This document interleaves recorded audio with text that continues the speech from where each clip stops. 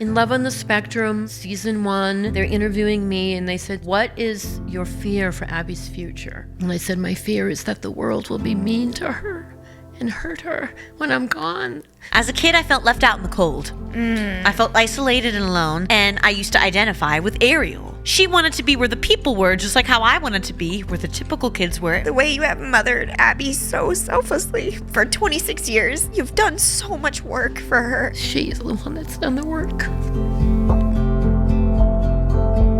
Tell me a little bit about your autism. The type of autism I have is where you have autism communication disorder. I had 22 years of speech therapy and 15 years of occupational therapy to get where I am today to be able to talk just like this. Wow. And look at me now. You're excellent at talking. I've had such a good time talking to you, and I'm excited to talk to you more.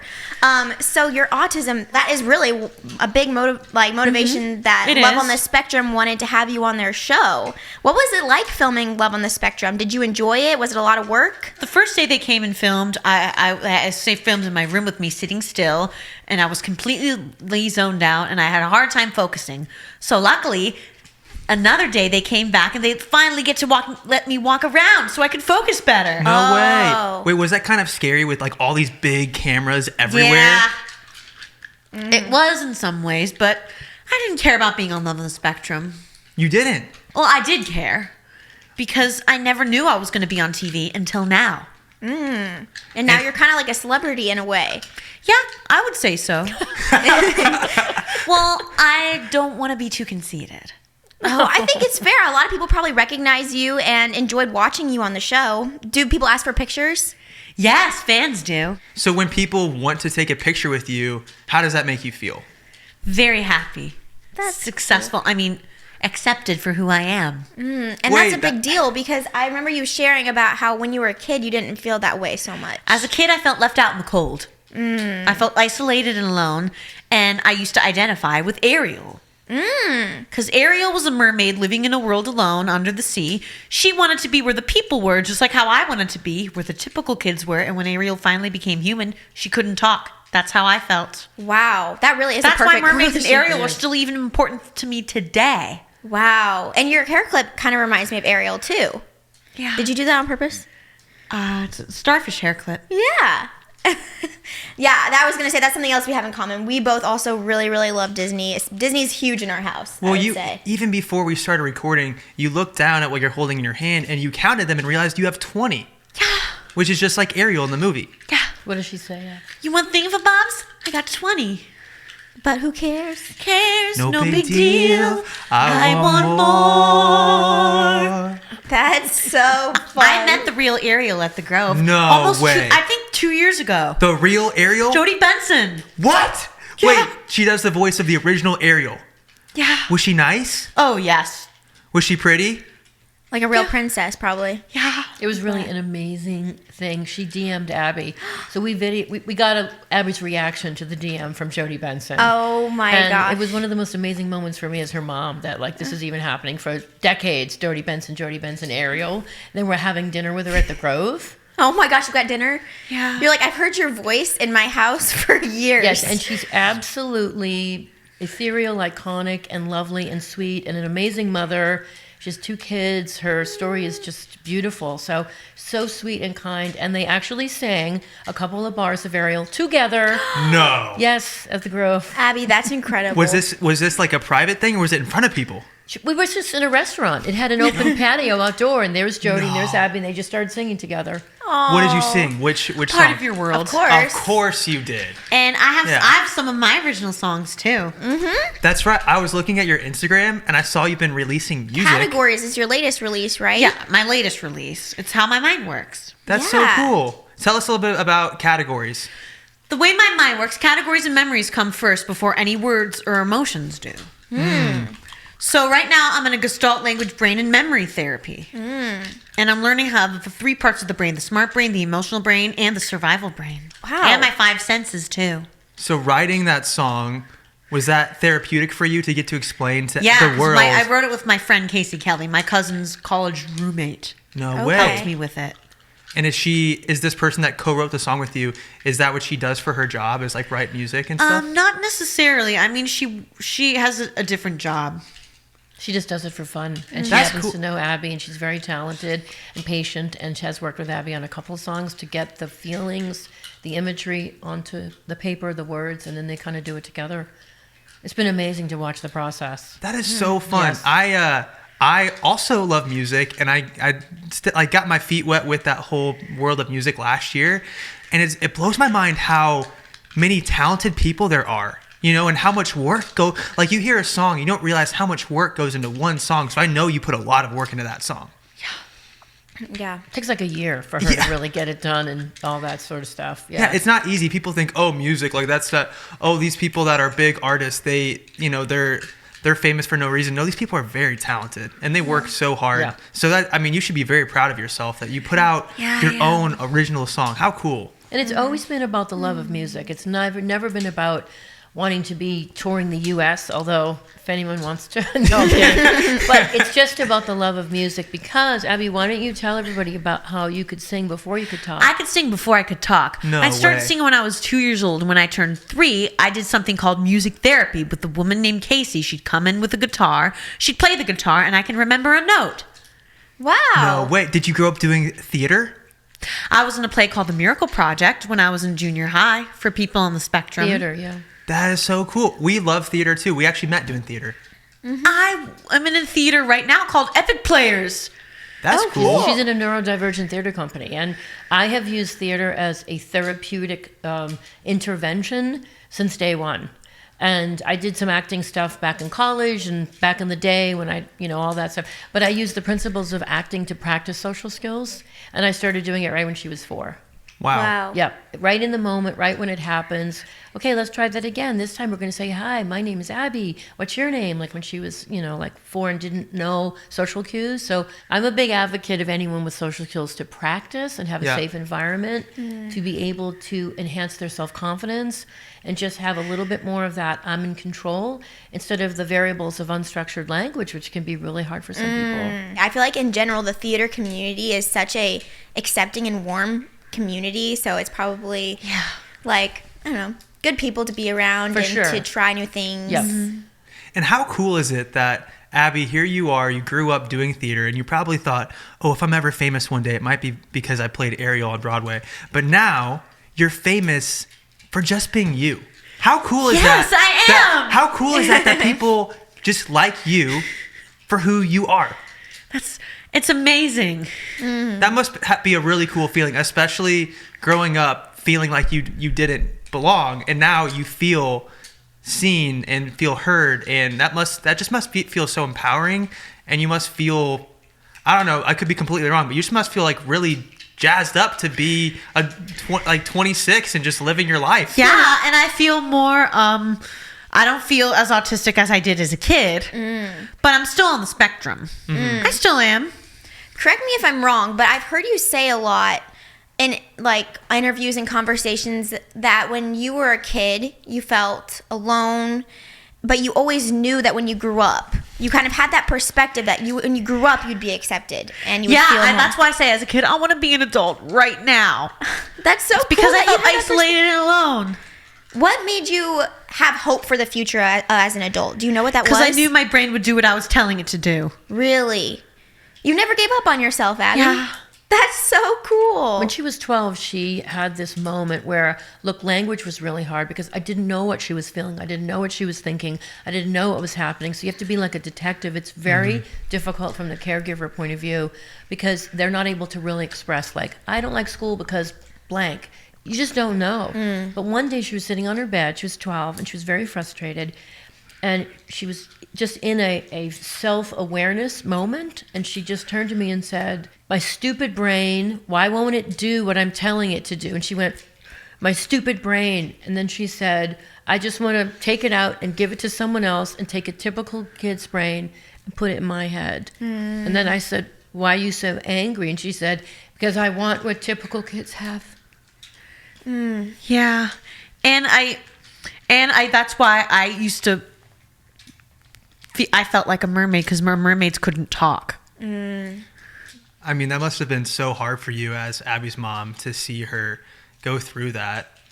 How did you How did you cope as a mom who just wants your daughter so badly to feel like they belong? Like, how did you cope? Was there a certain parent I that you... did everything.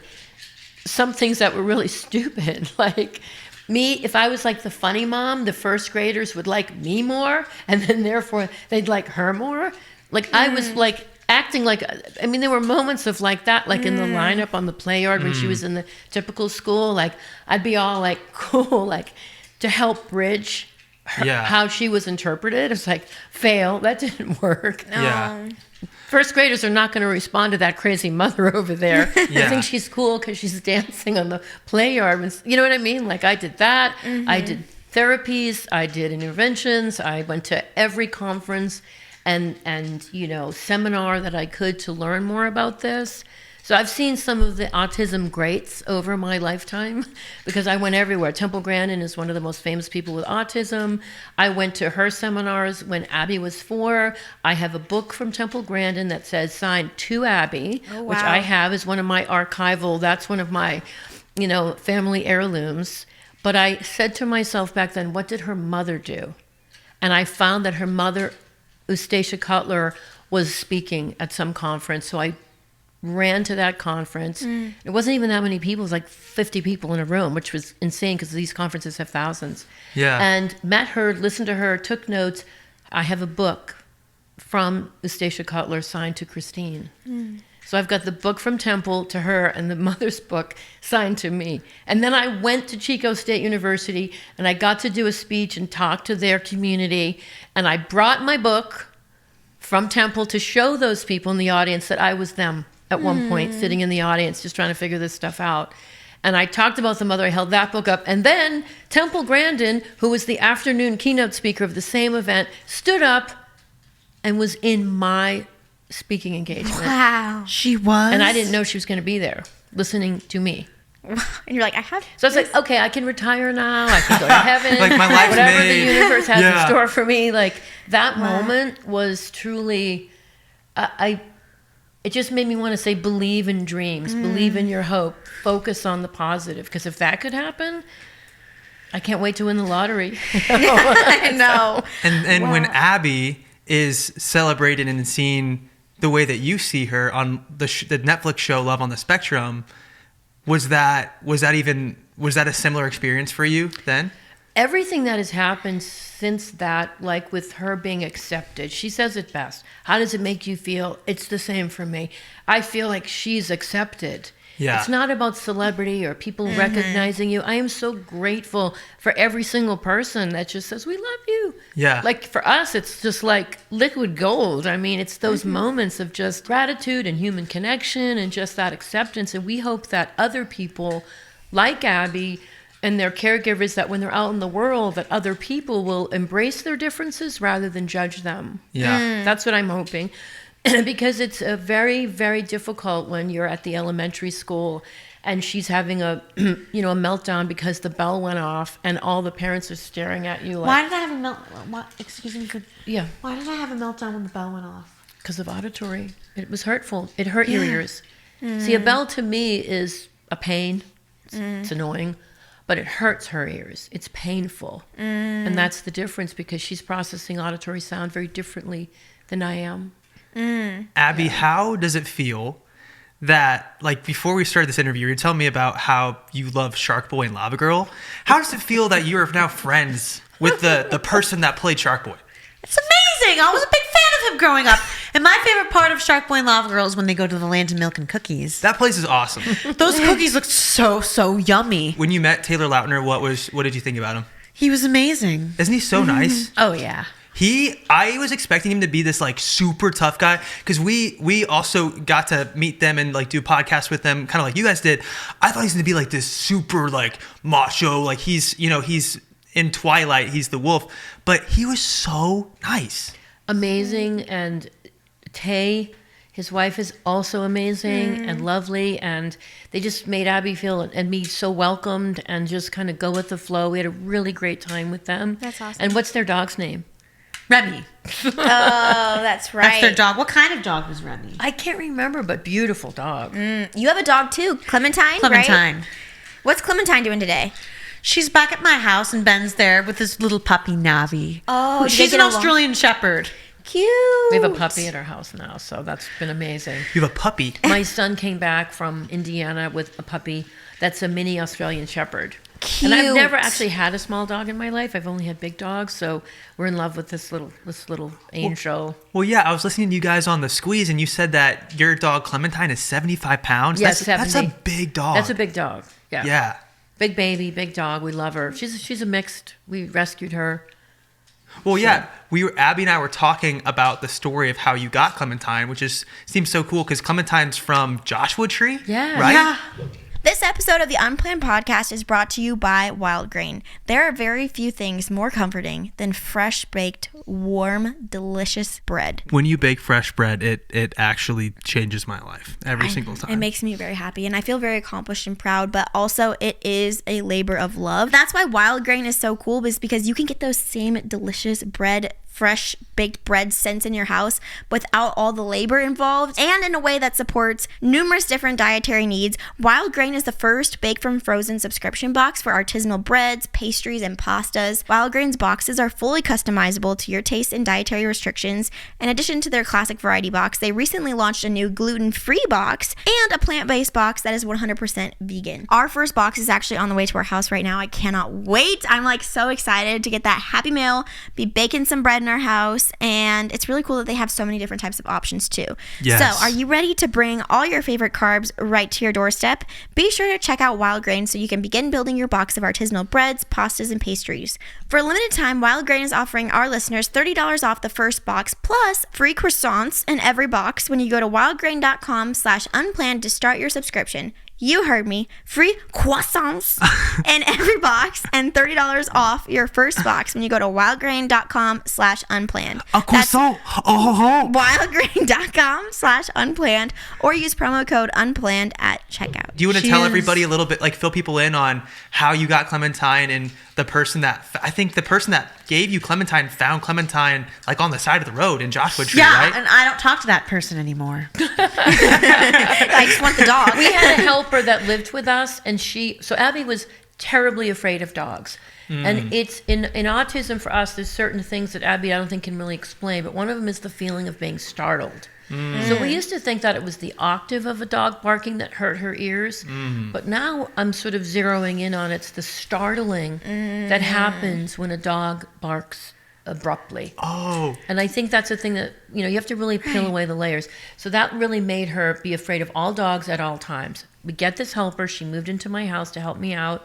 We were bartering. That's how I got through my single motherhood, is I'd have someone move into my back room, my And little then her dog. bedroom, and she had a dog. She said, and I love this girl so much, and she brought her dog, her American bulldog, and she's like, oh, I want my dog to move into. And Diesel tried dog to. moves He in. did. Diesel's his name? Yeah, he was his name. He passed away, but He was he spoke in dog language that he was barking to say change the memory in dog language. is that what you think? Yeah, he was saying change the memory to help me overcome my fears of dogs barking. Right, because she was living with the dog, and this was a very sweet dog. She learned that dogs bark when they're like scared or they're just someone knocked on the door, and she slowly lost the fear of the dog barking and the reaction. So we had been talking about getting Abby her own dog so she could learn responsibility, and it could be her pet to take care of. Diesel got bone cancer and died in a very short window of time. That was and sad. so our helper was in Joshua Tree with some friends, and she said, I saw a sign that said free puppies on the side of the road. Some woman was giving them away.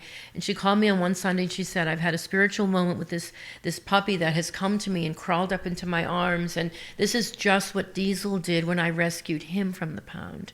And she said, I think Diesel is bringing this dog to you. Aww. And I just said, I trust your instinct. If this is the dog we're supposed to have, bring it. And Clementine then was there within 6 hours. I was not prepared. I had nothing. And we had this puppy, and the rest is history. And Clementine has been a very, very important part of Abby's life. Yes. Right Does now, Clementine bark sometimes? Only when someone comes in. Oh, how do you feel about that? It's not as bad as it was. Okay. You know what else? You know what? Speaking of other auditory issues, I went to Joshua Tree There were 2 roosters crowing at 4 a.m. Oh gosh. While I was asleep, I could hear a rooster crowing in the middle of the night. We used to live in Hawaii, and we would hear roosters crow all the time because for whatever reason, Especially if I'm asleep, a rooster Yeah. crowing. isn't You that could hear isn't it that even when you annoying? were sleeping. Yeah, I could hear the roosters crow in the middle of the night. You guys lived in Hawaii. We did, and it's funny because she mentions the roosters all the time. There's just like there's I kids thought they were holding supposed roosters. to crow at the morning. They would crow at all through the All night. through the day. We went to Hawaii. Do you remember seeing all the chickens running? Yeah, there were so many chickens in Hawaii. and you see the chickens kids all over the place. just carrying them around in their hands. Yeah. That was kind of a trip. They're like their little. That was Pets. a trip. Yeah. Like obviously you used to not really like hearing dogs bark, but now you seem to be more okay with it. With roosters, are you still not a huge fan of their crowing? Well, their crowing's just annoying, especially when I'm sleeping. Yeah. Then how does that Like make you feel? babies crying is annoying. Yes, because we have 2 babies, and so I didn't know if do you try not to be around babies crying because it might make you feel stressed if they're crying really pain. loudly. Yeah. What do you do to help yourself? Listen to music, and you know what helps me to ignore a sound I don't like? The dial-up modem sound. Really? The dial-up modem sound is how the internet first started. How'd you find that? Because when I was 3 years old, I had a big Apple iMac G3, and whenever I'd go on the internet, I remember hearing that sound when I was like 2.5. Oh. Can I help explain Yes. that to you? So what she's saying is that internet sound from the dial-up modem is very pleasant and very pleasing to her. It calms her down. So when she's feeling dysregulated, she's working in speech, that listening to that sound, which you can just Google, is regulating for her. Wow. No way. Not my choice, not my understanding. It's the memory but of my old computer. I remember hearing it on the old computer when I was like 3 that's years why. old. It's the memory of, I think, the sound which brings her back Like to comfort. a feeling and a time she was relaxed or something. So that's why she prefers I think it's kind that. of a cool sound effect. I'm gonna look Listen, that up you after know- this.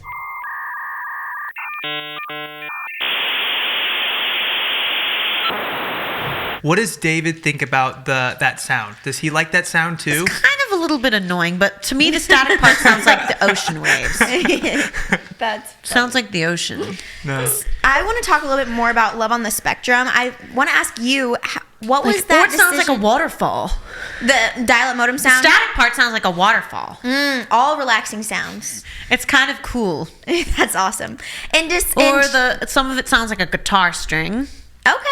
And do you remember AOL? No, I never had Don't AOL. you have an AOL email, Abby? Or yours is I Hotmail? have Hotmail. Her friend Oh. Alana Stewart does AOL. Alana Stewart does. She's older. That's the whole joke with the people that got their emails 20 years ago.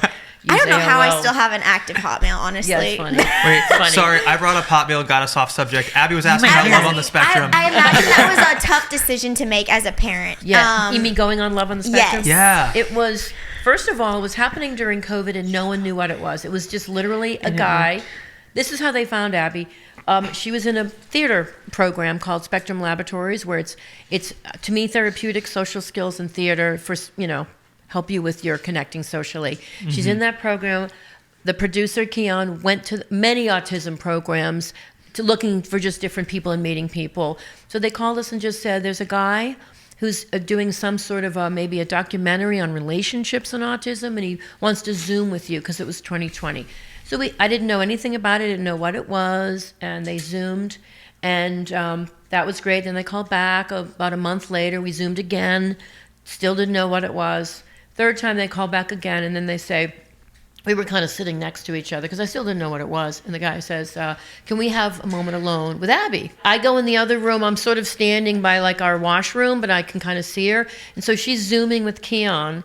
And, That's right, I am. And you were Zooming with him, and then you turned in the middle of the interview to me off camera, and you said, "Mom, how come when you're driving you call everyone an asshole?"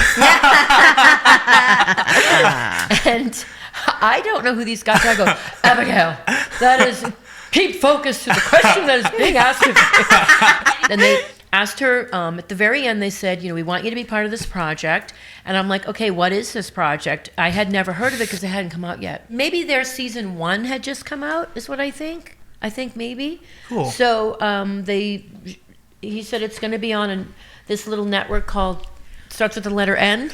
Yeah, just a It's little not one. NBC. And I said, It's Netflix. Netflix. And they said, Netflix. I was like, oh my gosh. Okay, so then, I watched the season 1 and the season 2 season 1 of Australia's Love on the Spectrum. And I'm just going to tell you the truth from my point of view. Yeah. Which was, when I watched those individuals on the spectrum, I saw a man driving a city bus as his job, a couple traveling Europe on their own, people that didn't need aides or helpers, Yeah. and people with no expressive language problem. Yeah. And I truly said to the producers, I love your show.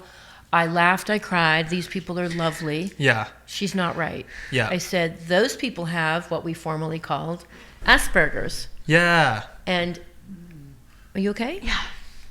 And I said, Abby doesn't have that. She has language struggles. So if you Yeah. want someone, that's going to be really hard. And they said, we want to show more diversity of the spectrum. Ah. That's when I said, okay, then we should include. So we're going to do this. So that's when we decided to give it a whirl. And what Abby said earlier, remember what you were talking about once they came to the house for the very first day? I already explained that. I know. You sat in a room that was hot and you couldn't move, remember? She was sort of sitting there and they were asking these questions and it was a bit of a struggle. And I was listening in the other room and I thought to myself, what have I done? Yeah. This is so not fair that I sort of threw her in this thing or encouraged her to try doing this thing when the questions were too much, the reciprocal language was too much, and I felt really bad. Yeah. And I kind of cried a little bit and I thought, I made a mistake. But I didn't want to rob her of the chance.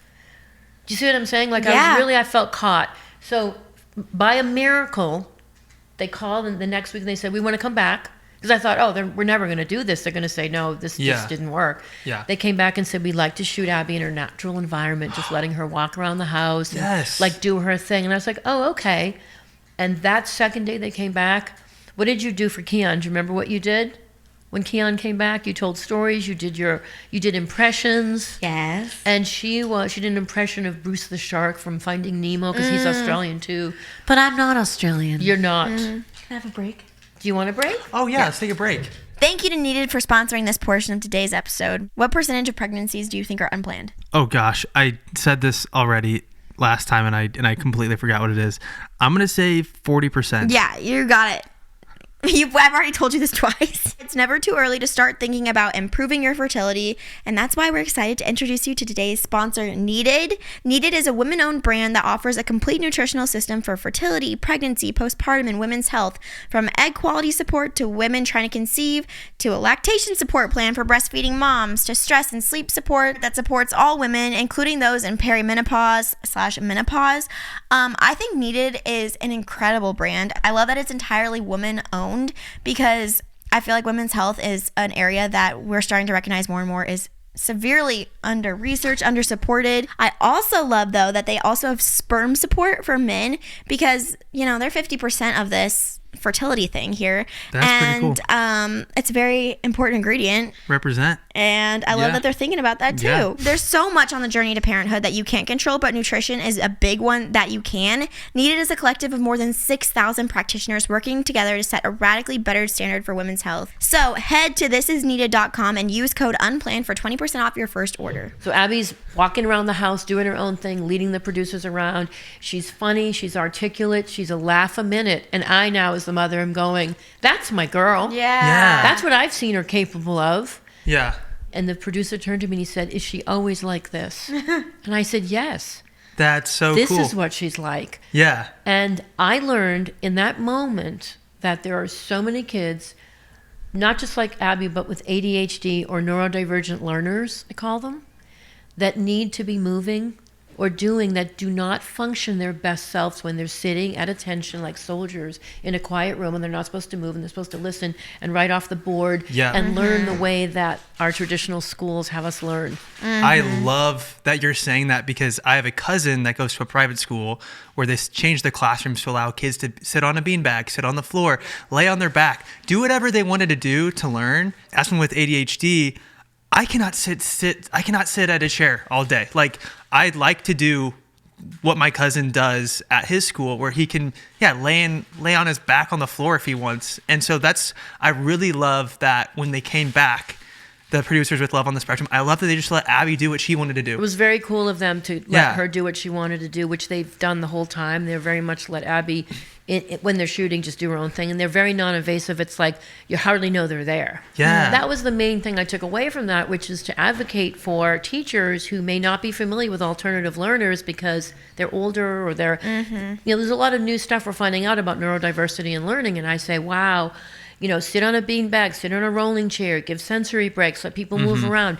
Teach in a way that's high affect. High affect means you're doing something. You're physically doing something to learn that lesson. You're not just sitting there reading off the blackboard and writing it down. Like the idea of that sort of quiet, isolative, sit down, be quiet, I'm not a fan of that anymore. I know Abby's taking a break right now, and yeah, like we totally respect that, and I'm sure we'll talk more later about Love on the Spectrum, maybe a little bit about David. But for everybody listening right now who may know someone that has autism, or maybe it's a parent, maybe it's a mom, kind of in the same shoes that you were in when Abby was 2.5 and she got diagnosed, what would you tell that parent who just had a child diagnosed with autism and they are just trying to figure out what to do, how to operate with this new normal? What advice would you tell them? I mean, if you've been officially diagnosed and you're between the ages of, like, say, 2 and 5, that's a very hard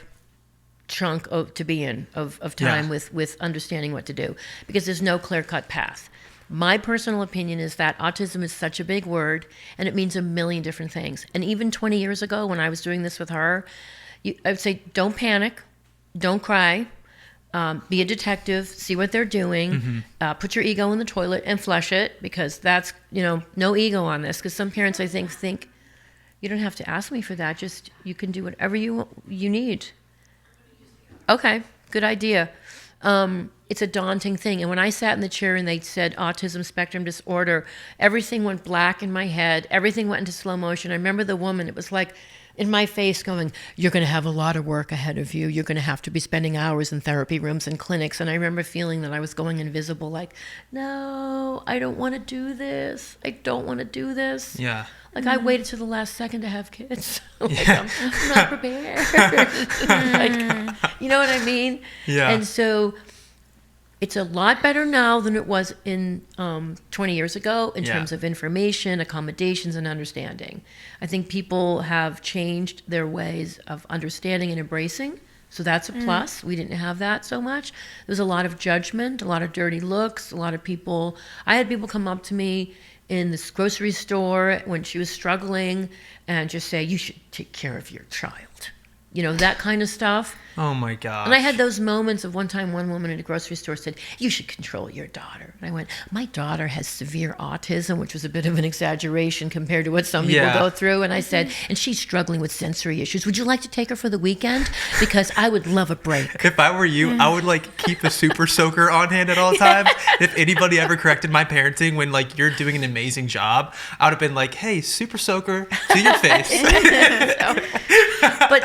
But the hardest part right now is that, and here's my pitch, everybody on the spectrum deserves services and support from the lowest support needs to the highest support needs. So hear me when I say that, because some people feel like I don't hear the low support needs. What I'm saying is low support needs, which is the terminology we use today, is different than the Abbey support needs, and Abbey's different than the nonverbal or non-speaking. They're all different needs, but we don't have sort of like a protocol because we don't call it anything but autism spectrum. I'm on the spectrum. That's, to me, a vague term. And if we could get better language, I would say Abbey has autism communication disorder. Some people have autism high intelligence non-speaking. I'm reading a book right now called Underestimated about a young man named Jamie who at 17 gets a letterboard. The father doesn't know the kid at all. He's banging and he's very, troubled in expressing himself. They get him a letterboard. He goes into a therapy. This is from, I think it was written in 2010 or something. And all this language comes out on a letterboard. And that kid knew everything that was going on from the beginning. So there's that population of high intelligence that's non-speaking. And then you've got others that might have some cognitive impairment where it's a bit more of a struggle.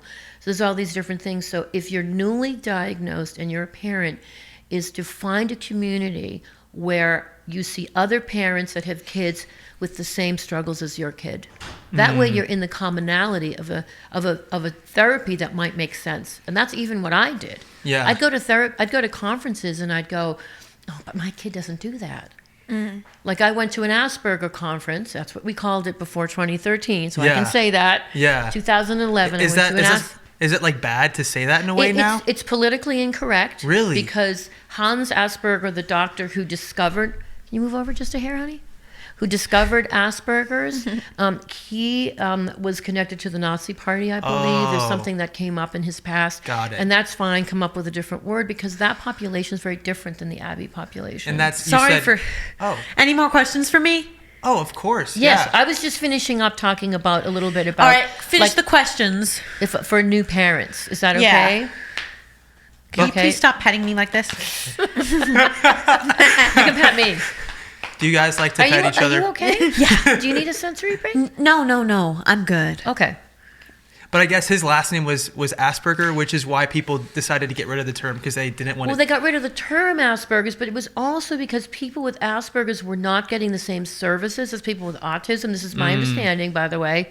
And so to make it a level playing field, at the time, the people in the boardroom at the American Psychiatric Association, who creates the manual that people use to diagnose, said, let's just make it a level playing field. Everyone's on the spectrum. And I understand why they did that, but I think today we could say it's really not working. Because you took people with high intelligence, but limited social interests, and now you've made them, instead of identifying, because a lot of Asperger people have high intelligence. Now you've made them just on the spectrum. Finish my questions. I want to talk a little bit about David. You fell in love with David on Love did. on the Spectrum. What's your favorite go-to date with David? My favorite date is that when we saw The Lion King on Broadway together. Wow. What? And Yeah. we went to Africa together. And we went to Disneyland or Universal Studios. Those are big dates. Yeah. How often do you and David get to hang out? We hang out like twice a week. That's awesome. That's really Monday, fun. Fridays. What do you typically do when you hang out? We go places like we go bowling. We go to Castle Park. Are you an avid bowler? Don't put your mic up here. Huh? Do you like to bowl? I do. We What's actually your- went bowling last night. We and did. I Where did beat you go Matt. bowling? It's a place called Bolero. Bolero? I think it's a chain. I've heard of that. Yeah, Yeah. it's kind of fancy. We grew up in the Midwest where we were saying there's so many like run down locally owned ones that are like really cheap. But here there's only like big chains. It was like $32 for the two of us to bowl one game. And so I was like, this isn't the Midwest anymore. Well, I thought it was funny because I'm very competitive and Abby isn't, and she smoked me in bowling. So when when you and David bowl, I who didn't typically smoke you, wins? but- I don't know. You don't know who wins? I've sometimes me or David. Oh, Yeah. and just take turns. Yeah, we just take turns winning. Are you competitive? What does competitive mean? Like, do you really want to fight to win games, or do I you, can be competitive Okay. sometimes, but I'm not that competitive. What makes you competitive? Like, I really want to win a game because when I was younger, when I didn't win a game, I would get very upset. But what's changed now? It doesn't make you as upset. No, not necessarily. I can get upset, but not as bad, not like I used to. Okay. Do you know why? Because I'm blaming it on autism. Losing at a game reminded her it was because of autism she lost. Oh. So she had to work in therapy to change that association. Which therapy? I think the ones with Jackie, that type of therapy, the ones when they came to the house and you guys played games. Yeah. Was there a lot of fear involved in that? Yeah, and whenever I would win a game, I would sing a song I like. And what's a song that you like? Part of your world. Part of your It world. comes back to that. Yeah, and my mom says you can't cry over a silly game because it reminds me of I was acting like a kid and I don't want to be like a kid at all. But when you sing Part of Your World, did you dress up as Ariel like for Halloween as a kid? Like, was that a big part I of your dressed life? up as Ariel for Halloween this year, No way. but it's size for women like me. Did you ask David to dress as like Sebastian? No, he dressed up as the shark. Oh, that's cool. Does David like Ariel like you like Ariel? It's on the list of his favorites. No way. But he has a whole list. How many? Do you know his list? It's too much. I want to try and make a long story short. It's like 12 movies. Like he has a whole like list of movies that are his favorite Disney movies. And what, I mean, for you, Ariel is one of your favorite movie characters. What is one of David's favorite movie characters? Mufasa. Mufasa. Oh, yeah. Well, think about it. James Earl Jones just died. Aw, that's very sad. It was his time. Yeah. The Was circle he- of life. He was also Darth Vader in Star Wars. Wait, no Oh, way. really? I didn't know that. He was. He was the voice of Mufasa. And Darth Vader. Yeah. Wow. It was. I didn't know that. He's a voice actor. He's a voice actor, but he's also been in a million movies. And You her want- client knows, he was one of my mom's friend's clients. Yes. No Wow. way. Yeah. When you go on dates with David, does your mom go too, or his mom? Not really, but we did go to Toronto, Canada. Okay. But yes, that was true. We spoke at a conference, and Debbie, And then David's mother, we took a came. plane from Toronto, Canada to Indianapolis. Wow, you travel a lot. And you know what? what? Also, when we were leaving Indianapolis, there was two babies sitting in front of us. No yeah. way. Can you explain that story? Well, just the auditory. Unfortunately, we were on an airplane, and there was a crying baby right next to Abby, and we didn't have the right earphones, and we didn't have the right plug for her phone. You know, you have to really bring two head jacks. You have to bring the round one that Yes. goes in if there's a movie, and then you need one for your phone. So, anyways, And luckily, it was we got pretty bad. to switch seats. That's good. Yeah, we Abby- switched seats with another passenger. I- Thank God. I think you guys are honest me with this headphone thing because with our second child, our babies would cry a lot in the night. I started listening to like really calming music when I would feed and change the diaper of my baby, and it made it so much less stressful. Because it's really That's why I'm never having kids. Do they I don't cry? want anything. I just want to stick with animals, and that's it. That's fair. so no kids. You think you'll just be an animal mom? That's perfect. I think that's a great idea. That's But you know wonderful. what? How many dogs are going to get? I don't know. Or cats, big cats. What did you used to tell me? You said you and Dave are going to have a house, and in the backyard, what are you going to have? Trained wild animals run in the backyard. Nice. In LA? Yeah. Wow. And you know what David does to tell me when I hear a baby crying? Ignore it, Abby. Just ignore it. Oh, does he have sounds that bother him too? No, he just wants me to be. He doesn't want me to get dysregulated. Oh, that's really Like, sweet. and she that says, "Don't call the crying babies names." "Oh, Like sometimes I call them names I don't like. oh, It's a frustration when Yeah. she can't get out the fact that it's hurting her. So And it's I associated language. associate kids and adults to the couple's song lyrics from a song I did when I was in elementary school.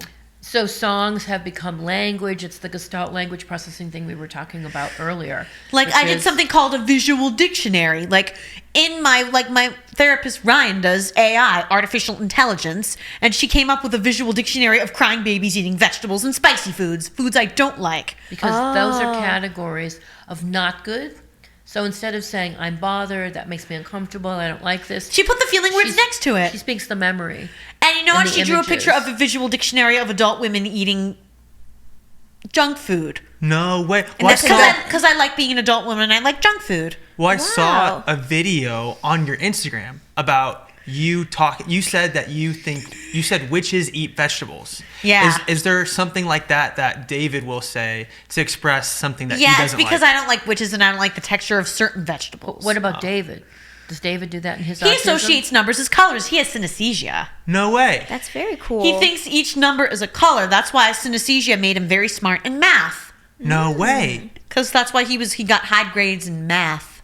So every number is a color, and it goes up to like what, 15 or 20 or something? Yeah, something like that. I'll have to ask him. But he does not have the associative Gestalt language processing part. So He has David is synesthesia. having to learn her Gestalt language processing imagery stuff. wow. And so it's a little bit tricky for David to learn that. A lot of people don't understand that because he actually has a more clear-cut language Got that's it. more direct. And so in their autism, behind the scenes, you see them he's trying to process it. Wow. And it's not that easy for him. Which is It's- why we want to honor Abby's categories and memories. We're not Yes. trying to take that away. Yes. If that's the way her brain goes, boom, right to witches eat vegetables, that's what happens. But we're trying to see if we can add a bridge where have the thought, say witches eat vegetables to yourself, but then say, I'm upset.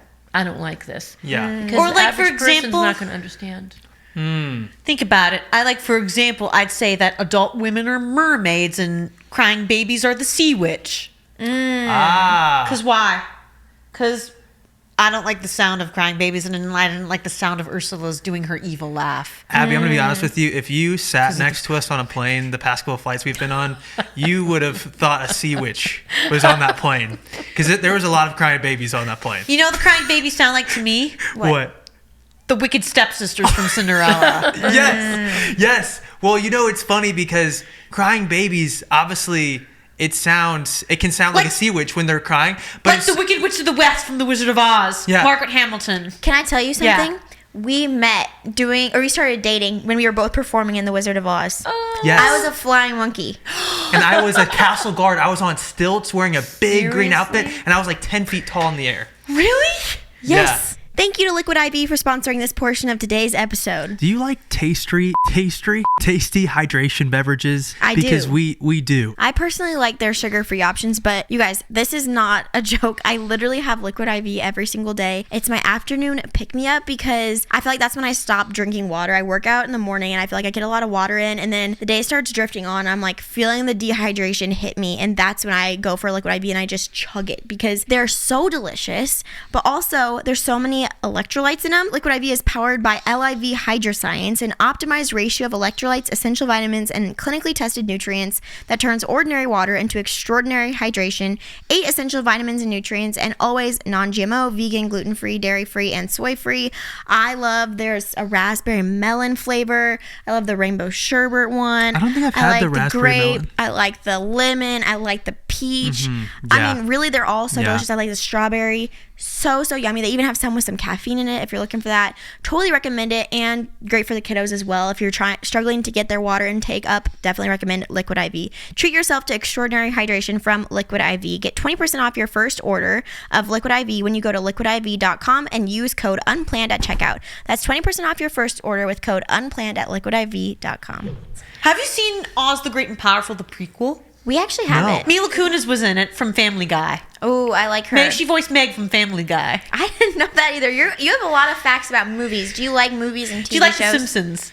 Oh, do we like The Simpsons? Speaking of The Simpsons, I'm obsessed with the scene in The Simpsons movie of Bart Simpson skateboarding naked. I'm sorry. And he has no clothes on, and he skateboards to Krusty Burger. And there's this guy eating french fries.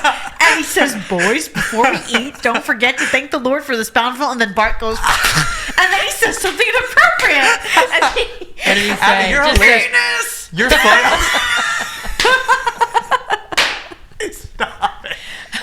Abby, you're hilarious. Okay, now I'm going to just give you the backstory. This is her favorite story. She does it every time she sees a French fry because that's within the cartoon. They're eating French fries. So we're in the Louvre in Paris. There's a lot of statues of naked men. And in the Louvre, she did that. Full volume, penis! In the Louvre. Did people look In at you the funny Louvre. when you shouted penis? Yes. Abby, you're hilarious. I think it's really sweet how David has, taken the effort to learn the way your brain works and how he can help you if you're saying you feel dysregulated, maybe to help you ignore ignore the baby. Whenever walk I through get it. startled, can I talk about startled, or are we on? Why don't you ask them? Can I talk about being startled? Of I love course. to And you hear know about what? it. Speaking of, whenever I would get startled, I do a certain gesture. What was that gesture? I would do a certain gesture. I would clap my hands and stick on my tongue, and I shouldn't do it on the podcast. I'm not going to do it. It's something called the dolly dance. So she's down in a very deep memory right now. When she was much younger and she had a hard time with language, she used to do just this silly gesture thing like this, which kind of meant she's sort of trying to be funny. I actually still don't quite understand how or why she did it. So she's Only if referring I to was that. upset or if I didn't get what I wanted, I would do that. That's what- more of a frustrated thing. One of the things with Gestalt language processors is they use language when something happened. I used this reference before, like if the coffee spills when you're startled, and then you get startled. Every time you're startled again, you say the coffee spilled. Instead of okay. saying, I'm startled. Got Gotcha. it. So it's lived experiences when language comes in. and when people so did it she's- back to me, they were trying to show me how it looked. Well, that makes so much more sense to me now because when I was watching the video of you saying witches eat vegetables, I was so confused at first. A lot of people are, and that's kind of Yeah. why I sometimes get a lot of feedback like, stop talking, you're taking up her time, and you're interjecting for her. But I already can see the struggle. I can already, parents know their kids the best. So for new parents, advocate for them integrating into the world and plan for your own death, because ultimately you are going to be gone, and I speak Abbey, but no one else does. So what good is that if I don't help her bridge or translate? You can have your feelings, but get to what that really means for us so that you can be understood. Oh, Yeah. And so you that's know, what's happening a little did I bit tell right them here. the story of A Bad Case of Stripes? I don't know. Why don't you ask? Have you heard of the book A Bad Case of Stripes? Oh, I love that book. Do you remember Camilla Creams, the main character? She loves lima beans, but she never ate them because the other kids in her class didn't like them, so she wanted to fit in. She felt isolated and alone. So she pretended she didn't like lima beans, and she turned all striped. No way. You're right. And then when she was at school doing They Did the Pledge, she turned red, white, and blue. yes. Did you read this book? I didn't, We but have it's the book at our house. it's funny because the way you just described this girl eating lima beans to fit in is exactly why I started drinking beer. Well, she didn't. because she ate lima I don't beans even in the like end. it. No, it's kind of the opposite, And though. then when the doctors came to examine her, they gave her pills, and once she took a pill, she turned into a big pill. yes. And she Wasn't being her true self. Well, tell the moral of the story. There was this girl, she wasn't being her true self. But And that's the end. Just tell us what was important about that story. there was an elderly woman that gave her lima beans, and she went back to herself. And she learned that She loved lima beans. to be her. True self. That's about so being your true cool. self. That's a great personal connection to make And to that also, book. there's this other book called When Sophie Gets Angry. Really, really angry. Oh, I haven't read that one. That's a book about a girl that falls over a truck because she didn't want to share her stuffed gorilla with her sister. And she got very angry and she blew off steam. She ran into the wilderness in nature and she started crying. And then she found herself out in nature. Wow. And then what? She calmed and relaxed and she headed back home. She just identified with these two stories because I think they go way back to explaining what must be going on inside of her, but she can't get the words out. So that book, Sophia Gets Really, Really Angry, really helped her process her anger in a way that she couldn't verbalize. Do you Yeah. like to read? I love that book. Do you remember the book No David? Yes. No David is a book about David was he went in the house and he was all muddy. Yep. His mother and- goes, "No, David, no!" Right. And then he said, was running on the street naked. oh my gosh, he said he like lost his pants or something like that. Yeah. Well, I think we read that book to our son. Back here, David. He pulls the cat's tail, right? And he burps at the dinner table. Yeah. Yeah, our kids like that book too. And his I mouth do was too. full of food. Remember how he had a big mouthful? Wow. David, that's enough. Well, Abby, He had a lot of food in his mouth. And what if your brother David did that? the story we were talking about, I think like a minute ago, you were saying you resonated with someone who is being their true self. And so I'm curious if you mentioned going like you and David went on a safari together, you went to Hollywood Studios together, and that you and David got to see like the premiere of the new movie Mufasa. Is all of that, is that your true self, or do you just love David so much that you really like doing those things? I really love doing those things. And you Yeah. love David. I love David so much. I've heard you say that you plan on getting married. That's exciting. You said you were going to save your cookies for the wedding earlier. So when is this wedding happening? I'm Is going it to soon? take some cookies for the airplane ride. You take as much as you want. Where are the crackers that Addie left me? The crack. Oh, I think there's some Put 'em crackers in the fridge. because there's cheese with So it. yeah. Well, I didn't see any crackers in the boxes. Oh yeah. I think we have a lot of chips and snacks. So whenever we're going to eat lunch, we have plenty of time for eating. Oh, So we don't need can to we worry go about out that. to lunch and get like We're talking about kind of you and David and Your future plans. Remember, you were talking about your wedding, and you said something to me. You said, "When I get married, at my wedding, we're going to serve." cookies? yes. And what else? What's the main course? Remember what you said? I don't know. What you're going to serve at your wedding?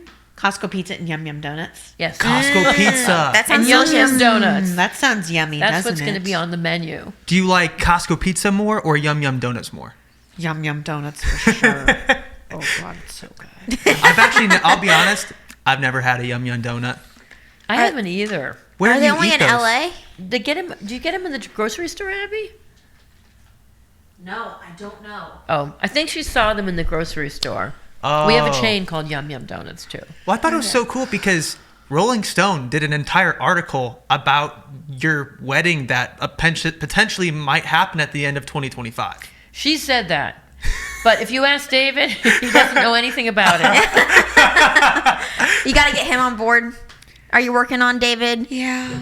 This show is sponsored by BetterHelp. I love therapy, and it's just so good. Like, I always leave refreshed. I feel better about myself. I feel like I understand myself more. And if you haven't gone to therapy before, definitely consider BetterHelp, because it's entirely online and you can switch your provider free of charge at any time. If you don't like your therapist, you can just switch. You can get a new one, and they don't charge you a penny. It's that easy. You don't have to feel like you're at an all-time low or in a crisis to seek therapy. Obviously, it's there for you if you feel like you're in that position. No matter what you're dealing with, I guarantee you can benefit from some therapy. The reason we love BetterHelp is because it's so accessible to everyone. I know that it can be hard to find resources that are affordable and convenient and can fit you around your schedule, but BetterHelp is completely, entirely online. They have a brief questionnaire that helps you match with a perfect therapist for you, and if it's not a perfect match, you can switch at any time, like Matt said, with no additional cost. BetterHelp has more than 30,000 credentialed therapists with a wide range of specialties. It makes therapy affordable and convenient, serving over 5 million people worldwide.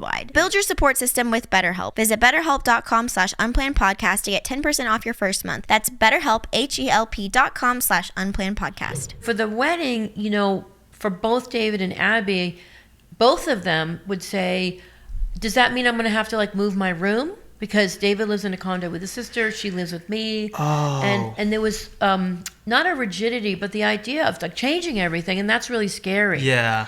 And I said this to David's mother too, like their marriage can look like whatever they want it to look like. Yes. For example, if I were to ever get married, I would recommend that my husband have a house down the street, because I'm never sharing my double sinks. I need both. That's my space. Yes. That's never going to change. But I said it can look like whatever they want it to look like. It doesn't have to be in the traditional sense of what a neurotypical person would make it look like. You can have your place, he can still have his place, you can still do what you do until you're ready to like move in together. Yes. And for now, your room is her sanctuary, that is her safe space. Yes. So that might have to stay intact. Like, so it can be whatever you guys want it to be, so that they can make that commitment without having to have it upheaval everything else. I think in today's world, marriage can look like whatever you want it to look like, as long as your heart's in the right place. Exactly. Right. So I guess for Abby, is marriage, is it more of the wedding that really excites her, or the actual marriage itself? What do you say? What do you think, Abs? The actual marriage itself, because I've always wanted to be old enough You to put get your hand up, married. please?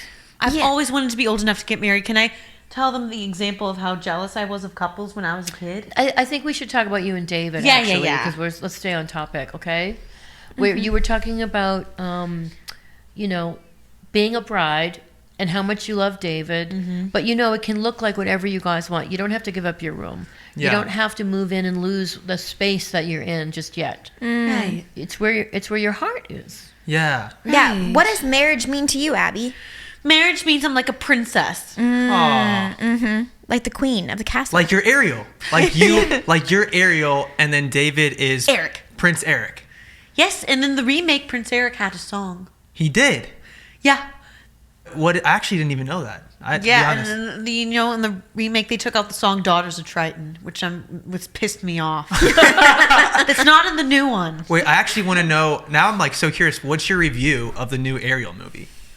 It's pretty good, but it's different than the original one. Yeah. Well, we loved it. You went to the premiere. Yeah, I remember? got to go to the premiere like 2 years ago. Oh, you That's went to the really actual cool. premiere of it? That is pretty cool. Abby, what does a typical day look like for you? What's a typical day? Like on a random home. Monday, you wake up. Do you wake up early? I wake up. It depends on my schedule. I do a brain and memory therapy. Then I go on my date with David. Then I warm up my voice, and maybe I walk my dog, knit hats. That's my daily routine. That's a nice full day. She does have what we've been working on is that Abby controls her own day, but we must be productive. You can't sit around, and I think that's one of the hardest things is that I taught her, the therapists have taught her how to initiate her own day, and we're still working on that. So she knows she loves singing. She sings every day on a pre-recorded class with a teacher, and she now walks the dog on her own, which is actually the hugest deal because this is prime Los Angeles. It's very busy streets. For her to be out It's on a the big streets, deal. but she knows exactly what to do. She has her phone with her. It's during the day, and she does that on her own, which is very independent.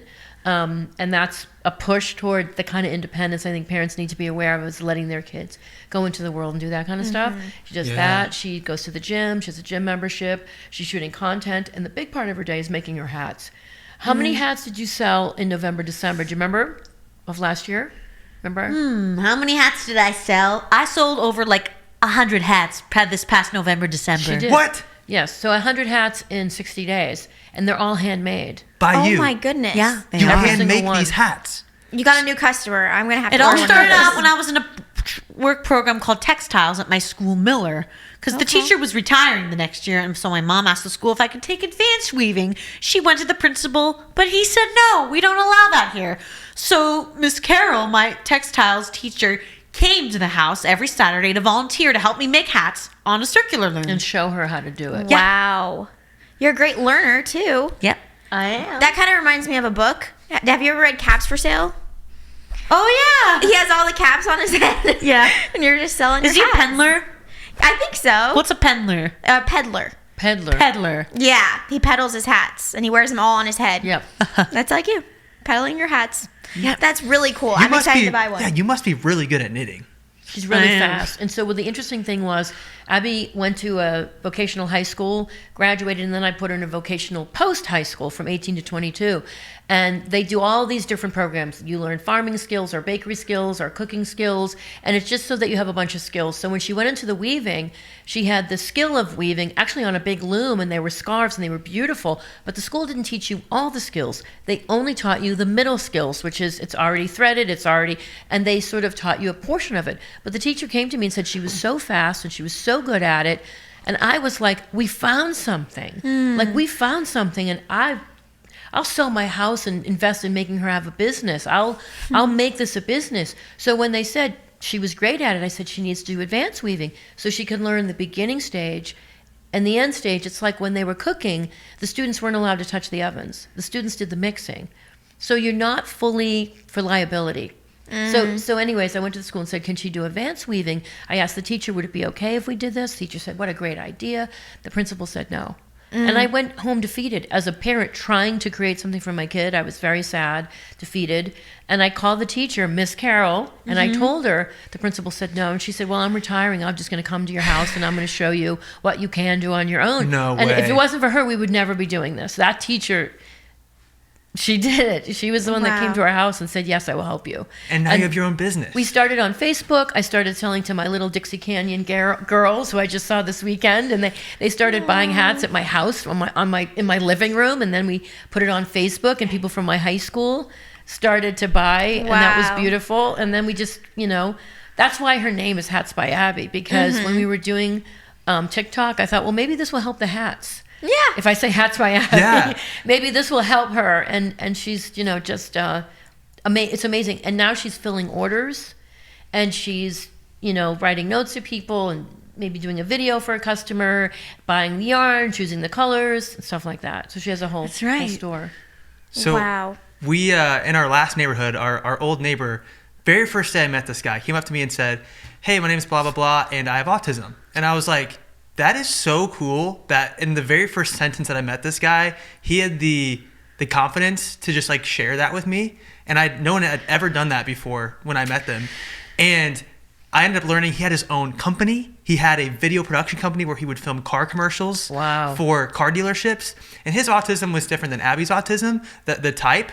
But I'm so curious with the type of autism that Abby has, are creative jobs typically ones that people with the same type of autism that Abby has, like, do people like to usually do creative jobs? I think it depends on the autism. I think Danny Bowman from Love on the Spectrum is in animation, right, Abby? She is. She does all kinds of animation. Abby is not as interested in that as she is in solid, concrete, structured tasks. So for Abby, if it's actually a job, Abby loves structure since day one, and that has been a fuel to get her to her next level for everything.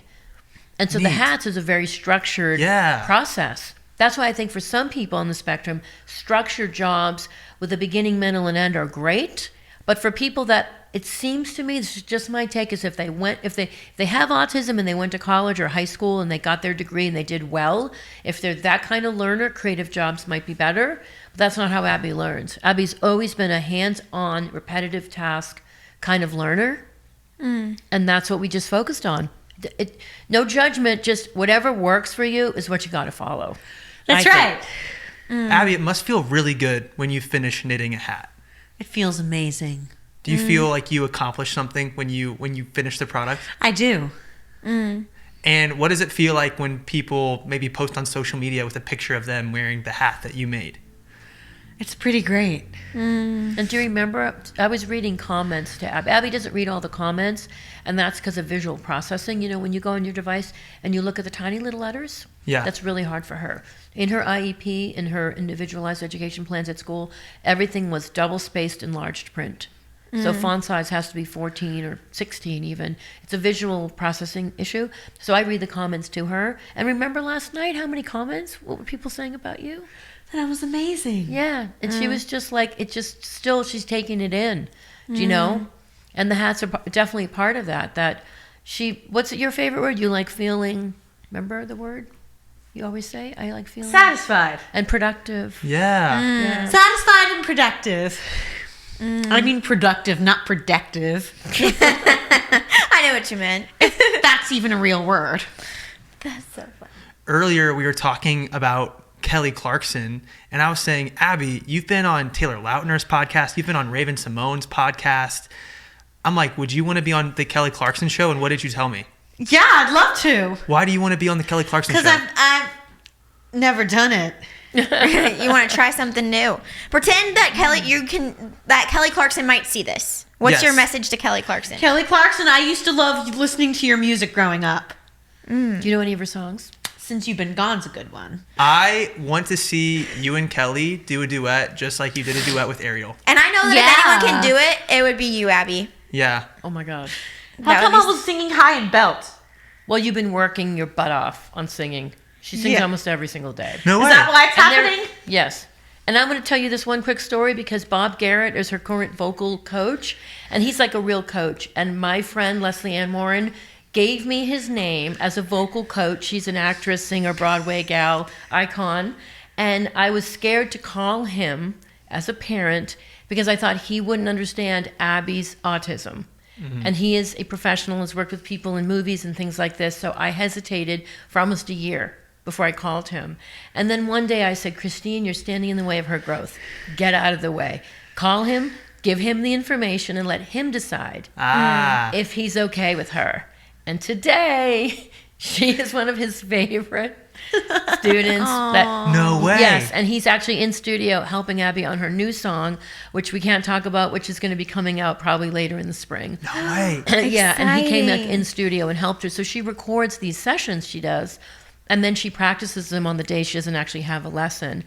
So Yeah, it's I'm going to do it daily tonight and tomorrow evening. That's so cool. Well, I hope that either this gets clipped or someone who was watching this is friends with Kelly Clarkson, and somehow through the grapevine, Abby gets to sing a duet with Kelly. That's my hope. That's my dream. That would be incredible. Yeah, that I don't know. That would be awesome. That would be amazing. That would be amazing. And so full circles. We've had so many beautiful full circle moments, and we're so grateful that and we just hope that people are embracing autism and people with differences. My hope is that people start understanding that people aren't weird.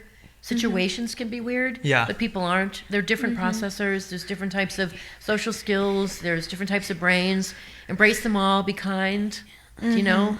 If you see someone struggling socially, be the one to make them feel okay. You don't have to just be a judger. Yeah. I actually wanted to ask you, as parents of young kids that are going to be, in settings with all types of children, what do you wish parents did if their child didn't have autism, but they were with another child that did have autism? Like, what would you hope that parent did, or what they would say to their child? Or You mean the kid that didn't have autism? Yeah.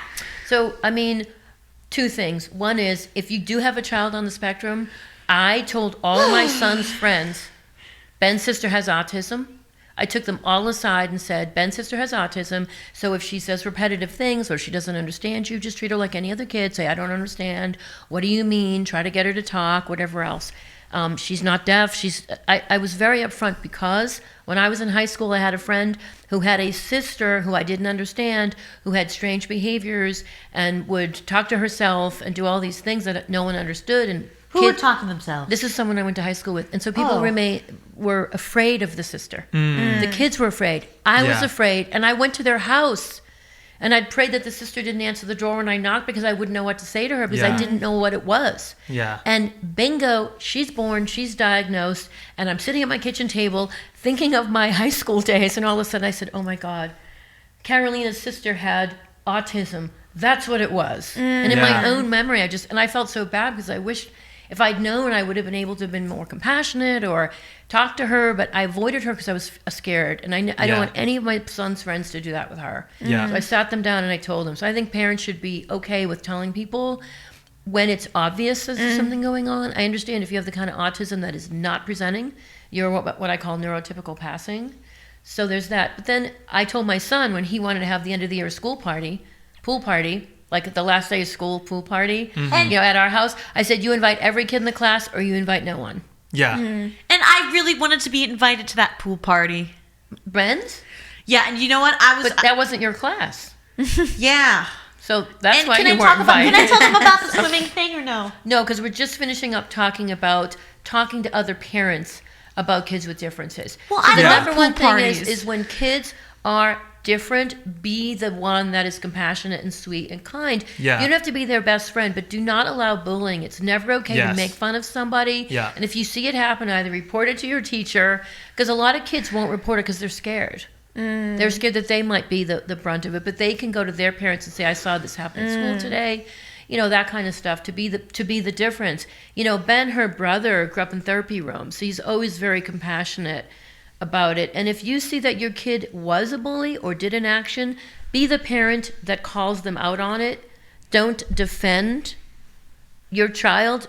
Kids make mistakes. Yeah. Her brother did a thing where he had a really close friend in this friend group, but it was my son, her brother, that was taking the backpack and kicking it around the schoolyard as a big group, but his lunch would get smushed and he couldn't eat it. One day, Miles told his dad that my son Ben was the one instigating the incident of kicking the thing around, the backpack around, even though they were friends. Yeah. But on the inside, Miles was feeling less than. Yeah. And when I found that out, I called up the dad and I said, apparently Ben has been doing this, because I found out. Yeah.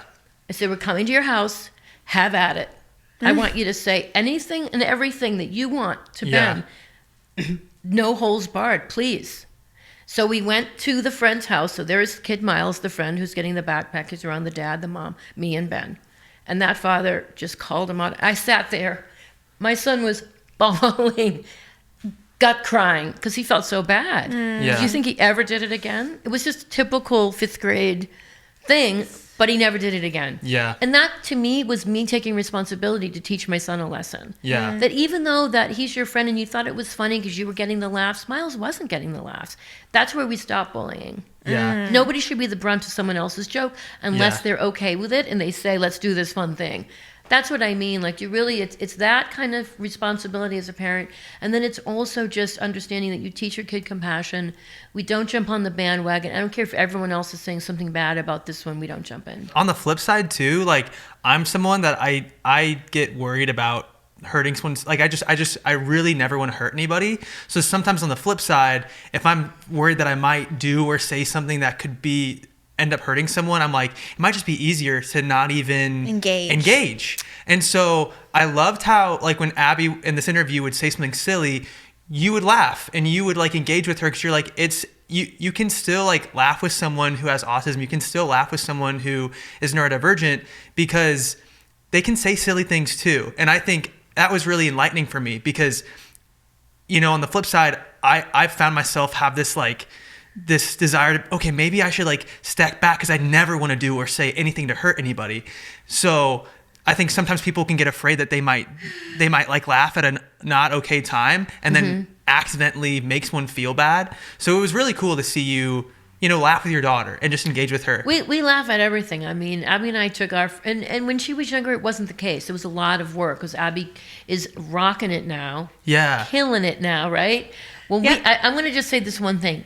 5 years ago, when we were going to go on a trip and you went to pack your own suitcase, what was the suitcase full of? Stuffed animals. Bingo. She literally, we were packing. She just put all her stuffed animals in it. We're going. So I would have to pack everything. I would have to do so I'd have to pack for 2. Yeah. And so since that time, Abby's become so much more independent and so much more in her own space of herself. And so together we're growing in her differences. Yeah. And embracing them and just saying, I mean, she stops me in my tracks sometimes, and it's funny. Yeah, It's Abby, funny. do you need to take a break? Yeah. Why don't you get up Go again? for it. Well, we can also be done. We can also wrap up Can we the just episode. call it a day? Yeah, let's We call can it a wrap day. it up if Yeah, you we want. can wrap it up. But it was so nice. I love being on your podcast. You're Thank you so so much. kind. We Thank really you, Abby. Yeah, thank you for coming here and flying on a plane to be here. That really means a lot. That was an awesome conversation. I wanted to tell you, I think that's probably a good time. But earlier, before we started filming, I'm like gonna cry. You saying this. Oh. The way, oh my gosh. The way you have mothered Abby so selflessly. It makes my heart feel some type of way I don't really have words for, but like the way that you said you raised Abby and her brother as a single mom, and you said that you had thought about dating prior to your post your divorce. You thought about dating, you thought about having someone else come into your life, and then you felt like you came to a point where you personally had to decide between having another relationship and then being Abby's mom, and you chose being Abby's mom. And for 26 years that's like been your sole purpose, and like just you've done so much work for her, and you've done it like so. I know it has not been easy, but like to see where Abby is now and like to be able to have this conversation, it just really affects me. Like it's really, really beautiful. I'm crying because I'm happy. Because it's you're weird. Abby's crying because your mom is such an amazing mom to you, Abby. Didn't care. I know. And it's just like you can tell that you're her safe place, and that you have just like put her, like gotten her to a place with her hard work too, where she's not just like, living, she is thriving. Yeah, And she's- like I know that did not come easy, and I know that took you with a lot of sacrifice, and I just want to tell you how much I admire that. Thank you so much. I mean, there were times when she was younger and this all went down that if I told you the other part of the story, like single mother, there was a chunk of time where I didn't have any income.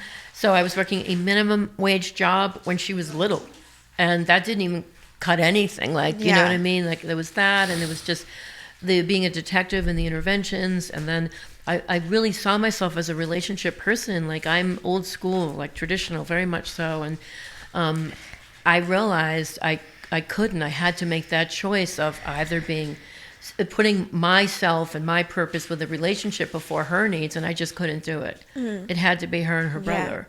That's incredible. I will be honest though, once I made that choice and I jumped into it, everything got easier. And I just said, in this lifetime, this is where I am. I'm supposed to be this mother, and I'm not supposed to do the relationship thing in this lifetime. That's so selfless. Well, And it just was the right choice, it seemed, yeah.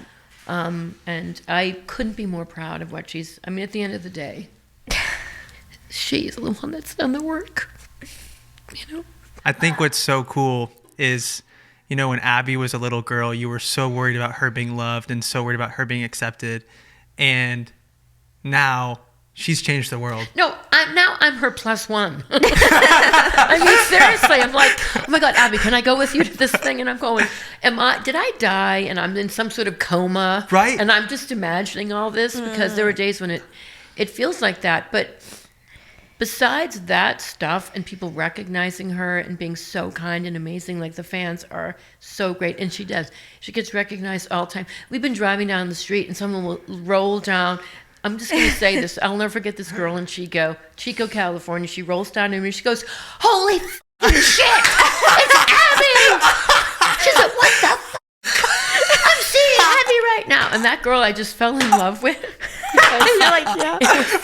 I think I took a picture of her in that moment of the band because I thought it was the funniest thing ever. And I was just so filled with gratitude and love for that girl. Aww. And it was so amazing. And so there's that part. In Love on the Spectrum, season 1, they're interviewing me and they said to me, what is your fear for Abby's future? And no one had ever asked me that. And it's the director asking me that. And I just, at that time, I said, I'm not going to live forever. And I said, my fear is that the world will be mean to her and hurt her when I'm gone. And I know that's what so many parents think. So I speak for them when I say that. And so I think that, I think now, and I'm like, I'm your +1. How did this happen? And it's so great because I think that we're looking at neurodiversity differently. We're looking at autism differently, and why I've been so happy to be part of Love on the Spectrum. I don't know why Tanner comes to mind from season 2, but he's so absolutely lovely as a human being. He is so adorable and sweet and kind and brings so much joy to people, and we embrace that. Mm-hmm. And before, people may have looked at that as weird or strange, and I don't think people are doing that anymore that have seen the show. And that's what I hope for all people with differences, whether it's more of the, antisocial autism or a different kind of autism, that people just have a little bit more kindness to people with all disabilities too. And you took a risk doing Love on the Spectrum for sure, but I think that because of the reach that Netflix has, the amount of eyes on that show, I do think that allows for so much more understanding of people like Abby, and I think that definitely created like a kinder world. Like, I think that will be a result because of it. So I hope that I hope you also feel like that risk was rewarded and honored in some way. I'm glad I took the risk. There's been a lot of risks, but I always say, the risk from her walking the dog on her own, from her jumping into the vocal training with Bob Garrett, were all risks. But if I let my fear get in the way of her growth, then I did a bad job. Because it's a balance between those two things. Look, if the coach didn't work out for the singing thing, he'd say, this isn't working out. We tried it failed. If she walked the dog and she got scared and called me, she had her phone, she could call me and say, I can't do this, then that didn't work, but at least we tried. I think sometimes, especially in the neurodivergent world, in the autism world, when kids have obvious struggles, we worry because we're trying to protect them. But we get our kids till they're 18. We have to train them for the front lines of life, even if they're neurotypical. My son was working at 12. He worked at the summer camp. And I wanted him to have that same, get in the world, jump in and just do the best you can for who you are. We're not saying you have to be the CEO of a company. We're just wanting you to have all the skills so that whatever you choose to do in life, you're prepared and you're confident and you know how to solve problems. So both of them have had kind of their own thing, and I'm proud of both of them.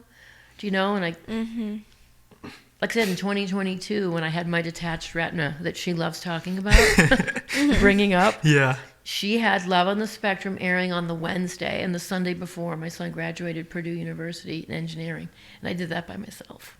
So I was like, okay, I can retire now. I can't actually retire now, but... Well, where can people find you? I know you and Abby are both on TikTok, Instagram. Where's the best place for people to connect with you? So for Abby's on YouTube, Facebook, and Instagram. No way. Okay. Hats by Abby. So please follow her. We're doing more long form, kind of behind the scenes of Abby's life on her YouTube. And then I'm also on YouTube as Christine, Abby's mom, and I do long form. My long form is kind of educational. I want to share with people just tools. What did I do? What worked? What didn't work? What did I wish I knew? Because the interventions are key for her success, for sure. And then my shorts are just kind of fun stuff. And then Instagram, Christine, Abby's mom. Buy a hat? Yes. Yes. And you can Everyone buy buy a a hat hat. at Hats by Abby. So you can buy a hat or handmade. merch. You know, it's funny. People will write to us and say, Abby did her merch store before Love on the Spectrum. That came from TikTok. No way. Well, because we show people in her thoughts, as you see, she has these associations and comes up with really funny lines. And the new one is witches eat vegetables. So that might be going on a shirt. Yes. No, if you like the episode, comment witches eat vegetables down below. I feel like that would be a great way just to Yeah. have some fun. But seriously, though, I want to see Abby do this duet with Kelly Clarkson. I think that'd be epic, especially knowing that she's done a duet with the voice actress that Yes. played Ariel. Jodie Benson. Jodie Yeah, Benson. yeah, So yeah. that would be Anything's cool. possible. And she's actually scheduled to sing at the Greek Theater. Are you kidding me? in LA in April for Autism Awareness for Light It Up That's so Blue. cool. Wow. And because Stephen Stills is very involved there, so that way. would be that I believe is happening. So Wow. How that'd be cool. amazing. Well, thank you for being here. Thank you so much for Seriously, thank sharing you. your story. I know a lot of lives are going to be changed by this interview. So thank you so much. Thank you so much for having us here and letting us share with you guys. It means the world. It really does. We're honored. We are truly honored. And we're honored too. Well, we're going to go, I guess, eat some snacks now. Yes, and eat snacks. We're- I think Abby might want some Chardonnay. Yeah. We're going to go get drunk with Abby, but it was great talking to everybody.